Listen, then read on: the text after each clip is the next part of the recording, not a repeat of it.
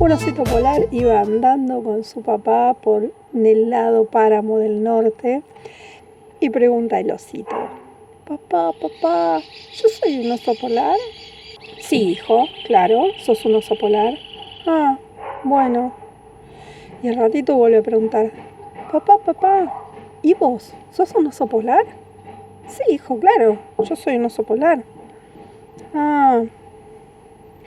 Papá, ¿y mamá también es osa polar? Sí, hijo, sí, somos todos osos polares. Papá, ¿y la abuela? Pero sí, hijo, somos todos osos polares. ¿Por qué preguntas tanto? Porque tengo frío.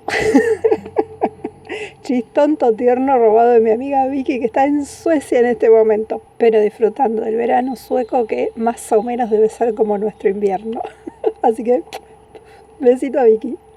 Bueno, acá hace frío, hace bastante frío y los motores de mis vecinos siguen a full, así que voy interrumpiendo la grabación cada 5 minutos. Pero vamos a ir grabando esta clase de a poquito. Vamos a empezar a hablar de uno de los factores de cambio, que es el flujo génico, ¿sí? Es decir, el flujo de genes dentro de un determinado territorio de una población a otra. Recuerden que cuando hablábamos de genética de poblaciones, la genética de poblaciones considera a los individuos como contenedores, como recipientes temporales de los genes y de los alelos. A la genética de poblaciones no le importa lo que pasa con los individuos. Entonces, ¿qué es lo que observa la genética de poblaciones? Cómo se dispersan ciertos genes, ciertos alelos en una distinta geografía, en las distintas poblaciones que están ocupando esa geografía. Básicamente de eso se trata. Podríamos reducir el tema a las cuestiones migratorias, y cuando hablamos de migraciones no nos referimos a las especies naturalmente migratorias, como pueden ser muchas aves, ballenas, tortugas, muchos organismos marinos y muchos organismos voladores, mariposas, etcétera, sino que nos referimos a la dispersión dentro de un territorio, ¿sí? A la ocupación de nuevos territorios o al intercambio entre poblaciones diferentes preexistentes. Entonces, cuando hablamos de flujo génico se consideran tres situaciones específicas. En primer lugar, el intercambio entre dos poblaciones preexistentes. En segundo lugar, la colonización de nuevos territorios. Y en tercer lugar, la expansión geográfica de una población en su propio territorio, ¿sí? O sea, esa población abarcando regiones más amplias de su propio territorio. Los límites de la región que una población ocupa en general suelen tener características bastante diferentes, características de borde suelen tener esos territorios que pueden ser bastante diferentes a las de los individuos que viven en las regiones centrales de la ubicación de esa población.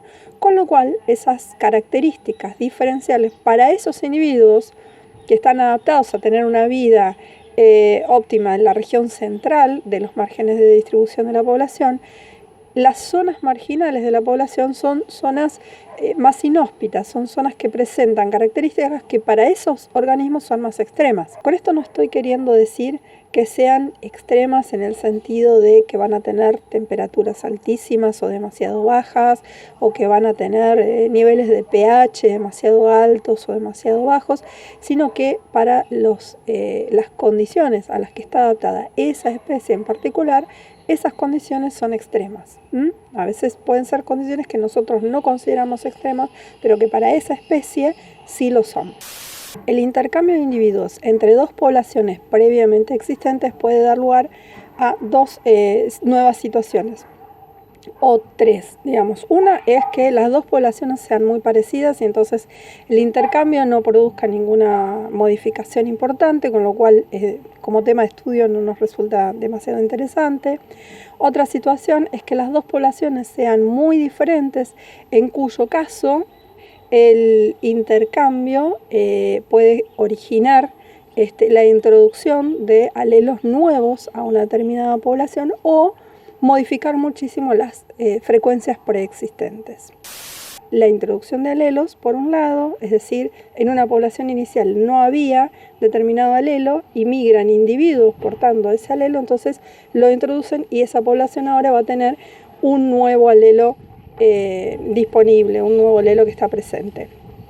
Y la otra situación es la situación en la cual había dos poblaciones iniciales, pero tenían frecuencias diferentes, entonces al ocurrir una migración de una a otra, las frecuencias de la población receptora se modifican porque recibe una cantidad desproporcionada de determinados alelos.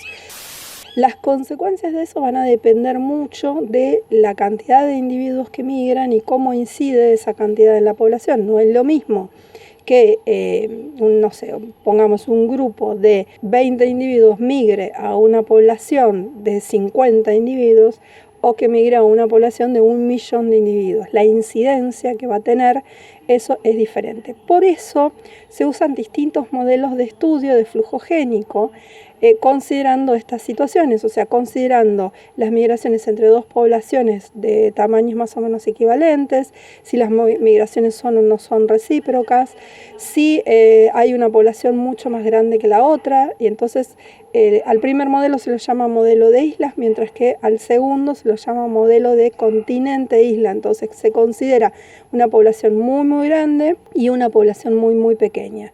Entonces la migración desde el continente hacia las islas va a tener un efecto muy grande, mientras que la migración de las islas hacia el continente va a tener un efecto muy muy pequeño, muy poca la incidencia que pueden generar unos migrantes de una población de la isla, porque van a ser pocos y porque van a ser la representación que van a tener en el continente va a ser muy baja, entonces no van a modificar en términos porcentuales la composición del continente. En cambio, una migración al revés de una población muy grande, aunque sean unos pocos individuos, a una población muy chica donde también hay pocos individuos, esos pocos individuos pueden tener una gran representación en la población receptora, entonces sí pueden tener una incidencia importante modificando las frecuencias alélicas.